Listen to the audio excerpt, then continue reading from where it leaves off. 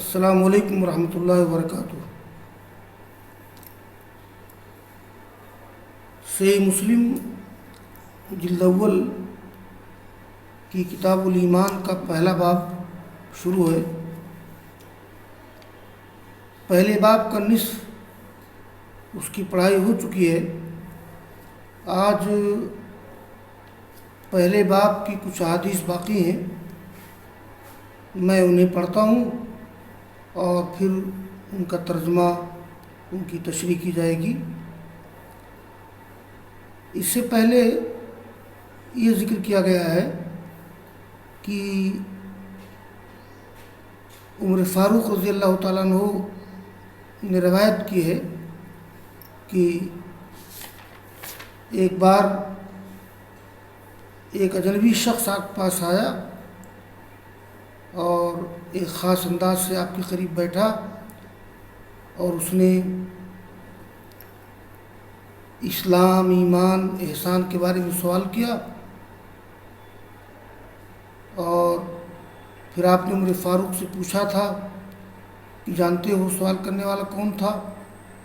تو انہوں نے کہا کہ اللہ و رسول عالم۔ تو آپ نے کہا کہ فَإِنَّهُ جِبْرِيلُ أَتَاكُمْ يُعَلِّمُكُمْ دِينَكُمْ۔ تو یہ روایت گزر چکی ہے۔ امام مسلم نے اور بھی کئی سندوں سے یہ روایت نقل کی ہے، اور اسی طرح کی ایک روایت، بلکہ کئی روایتیں آج پڑھی جائیں گی۔ یہ قال الامام مسلم رحمہ اللہ حدثنا ابو بکر بن ابی شیبہ زہیر بن حرب جميعا عن ابن علیہ قال زہیر حدثنا اسماعیل بن ابراہیم عن ابی حیان عن ابی زرعۃ بن عمرو بن جریر عن ابی ہریرہ رضی اللہ تعالی عنہ قال كان رسول اللہ صلی اللہ علیہ وسلم یوما بارزا للناس فاتاه رجل فقال یا رسول اللہ ما الایمان۔ یہ ابو ہریرہ سے روایت ہے۔ وہ کہتے ہیں کہ ایک دن رسول اللہ صلی اللہ علیہ وسلم لوگوں کے لیے کھلی طور پر بیٹھے تھے،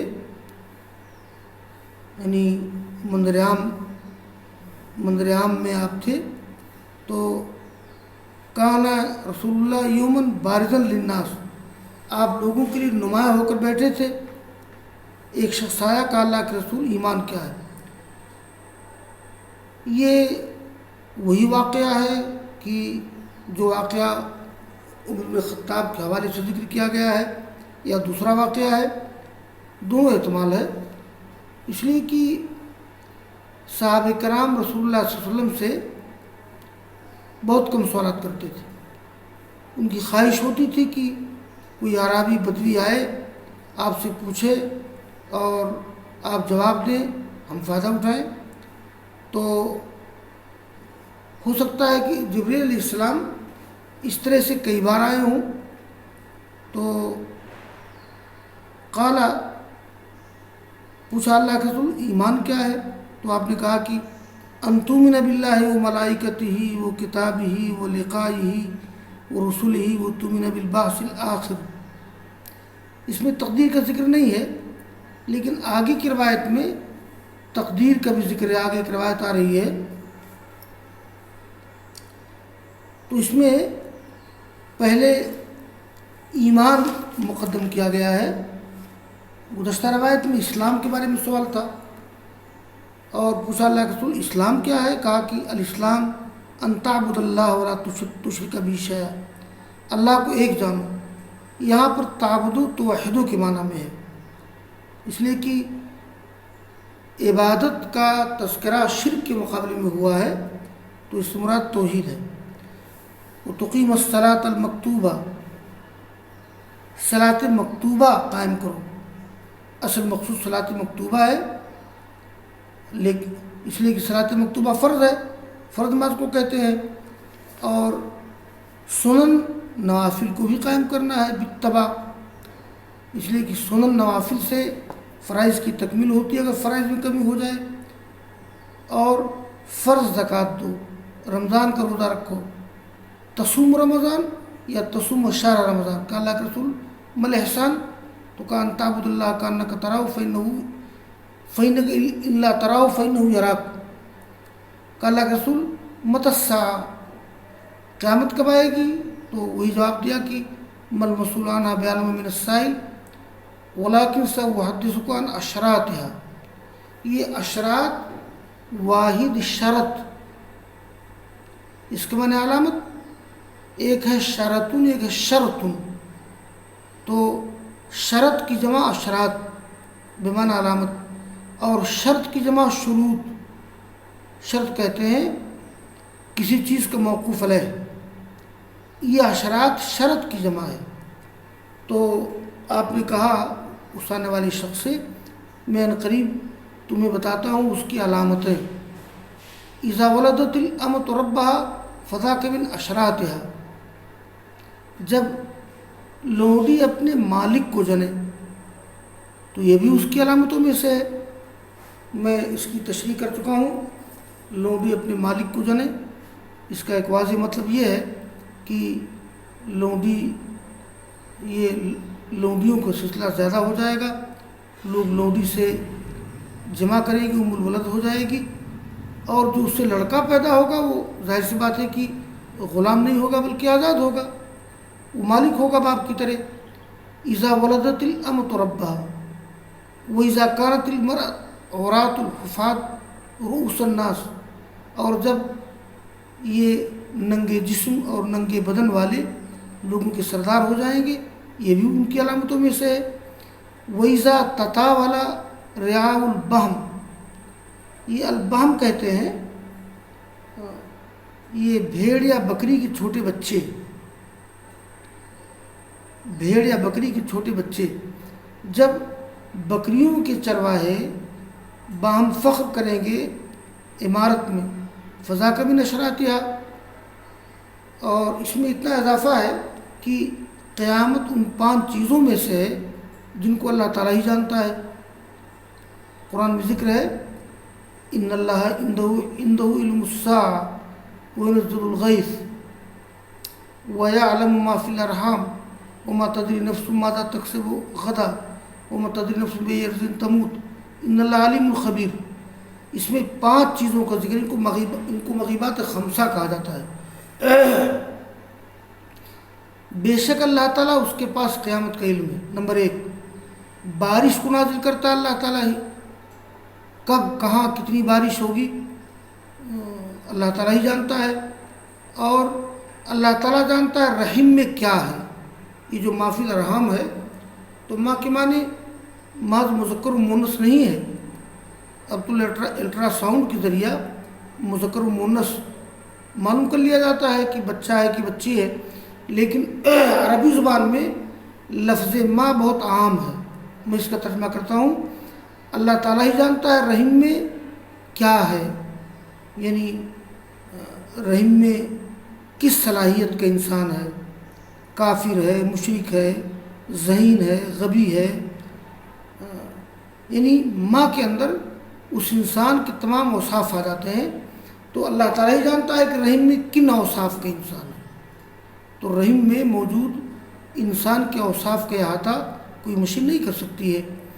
وما تدری نفس ماذا تکسب غدا، اور کسی نفس کو کیا معلوم کہ وہ کل کیا کمائے گا، اور کسی کو کیا معلوم کہ کہاں اس کی موت ہوگی۔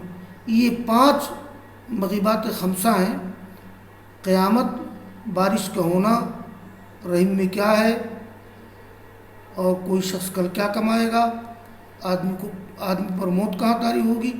ان 5 چیزوں کا علم اللہ تعالیٰ ہی کو ہے۔ قال ثم ادبر الرجل، راوی کہتے ہیں وہ آدمی چلا گیا تو اللہ کے رسول نے کہا رد علی الرجل، ذرا اس کو لوٹاؤ، دیکھو تو بلا کے لاؤ۔ فاخذوا لیردوہ، لوگوں نے اس کو لوٹانا چاہا، فلم یرو شیئا، کچھ نہیں دیکھا۔ تو اللہ کے رسول نے کہا کہ ھذا جبریل جاء لیعلم الناس دینہم، یہ جبریل تھے، آئے تھے تاکہ لوگوں کو ان کا دین سکھائیں۔ اور یہ آگے کی روایت ہے حدثنا محمد بن عبداللہ بن نمیر قال حدثنا محمد بن بشر قال حدثنا ابو حیان التیمی بهذا الاسناد مثله غیر ان فی روایته اذا ولدت الامۃ بالها. یہ بال کے معنی ہوتے ہیں شوہر، مالک کے معنی میں یعنی الفاظ بدلے ہوئے ہیں.